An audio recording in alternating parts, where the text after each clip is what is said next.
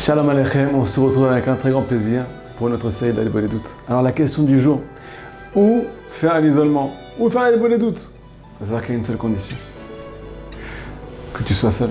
Comme son nom l'indique, pour s'isoler, il faut être seul. L'isolement, c'est être seul. Avec qui? Avec papa, tu n'es plus seul.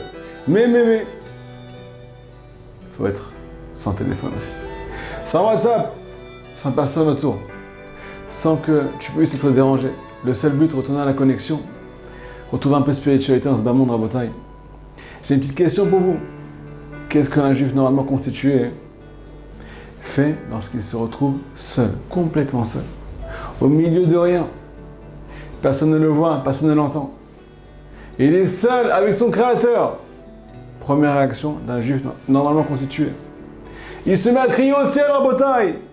C'est l'effet aimant. Comme son nom l'indique, on est aimanté par la spiritualité. On veut retourner à notre source, mais c'est aussi l'effet aimant. Celui qui va pratiquer l'isolement, à bataille, il va commencer à aimer son créateur. Il va commencer à s'aimer lui-même. Il va commencer à créer un lien qui sera inséparable. Tout ça parce qu'il s'est isolé. Parce qu'il est complètement déconnecté du regard des gens, de la pensée des gens. Il s'est retrouvé avec lui-même.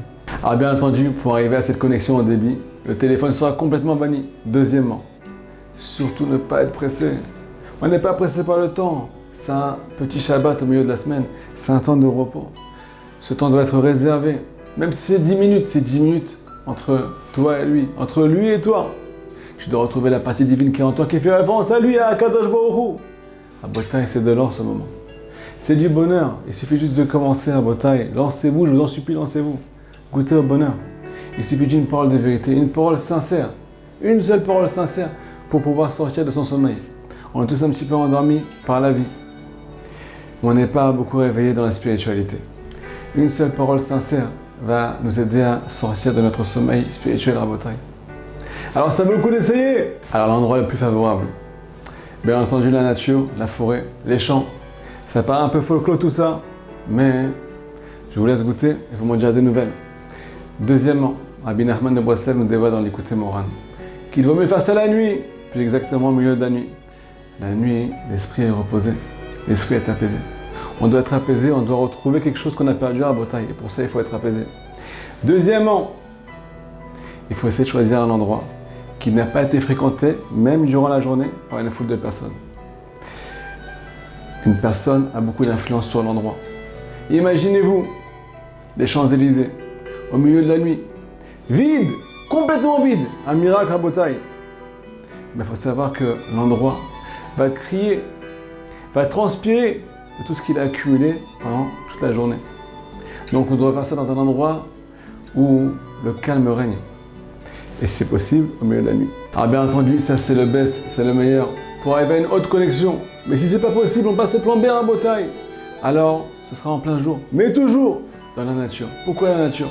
Rabbi Nachman de Breslev nous dévoile dans l'Écouté Moran que la nature pousse la chansonnette. Elle louange à Kadosh Baruch Hu. La nature prie.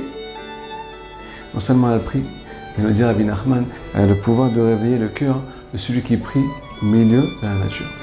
Elle va éveiller son cœur à la prière. Elle va donner de la force dans sa prière. Maintenant, accrochez bien la ceinture. Il est marqué dans le passouk, Vaïtse Yitzhak Assoir Basadeh. Yitzhak est parti prier, parti faire les doutes dans le champ. Les premières lettres du passouk forment le mot Yivoul. Yivoul, ça fait référence à la nature, à la récolte. C'est la récolte, c'est la nature qui a donné de l'impact à la prière d'Yitzhak Avinu. Alors si on n'a pas le temps, si on n'a pas les forces de se retrouver dans la nature, là on passe au plan C. Rabbi Nachman nous conseille de réserver une pièce à la Avodat Hashem. Au service divin, à Botaï, une pièce on pourra étudier la Torah, une pièce on pourra prier, une pièce on pourra s'isoler. À Botaï, un juif il a besoin d'un endroit pour lui, pour se réfugier avec son créateur, pour se retrouver avec son créateur. Bien entendu, cette pièce sera fermée pendant la doutes. On ne va pas être dérangé d'un moment à l'autre, on doit retrouver ce qu'on appelle le calme. Le calme, le repos intérieur pour pouvoir se connecter. Si ce n'est pas possible, alors là on a ce qu'on appelle le talit. Pendant la prière, on va se recouvrir la tête du talit, on va fermer nos yeux, on va ouvrir notre cœur à Botaï. Personne n'est censé savoir qu'on parle au Créateur, à part nous bien entendu. Nous on doit être conscients de la chance qu'on a de pouvoir parler à papa, peu importe l'endroit, peu importe le moment, peu importe la situation. Si même ça c'est pas possible, alors tu vas battre à Knesset. Tu vas ouvrir un livre de Torah. Peu importe le livre, tu vas faire semblant d'étudier. Tu vas faire semblant de citer les mots qui sont écrits dans le livre. Mais à la place, tu vas citer les mots qui sont écrits dans ton cœur. Les mots qui sont cachés dans ton cœur, qui n'ont pas encore vu le grand jour. Alors si on n'a trouvé qu'une solution, on n'a pas de talit, on n'a pas de chambre pour s'isoler, on n'a pas le temps. Alors Rabbi Nachman là, il nous dirige vers la Eid Bodedout de David Ameler, du roi David. Le roi David, il s'est beaucoup isolé. Et de là, il a écrit le livre de Télim. Il dit le passage dans Télim.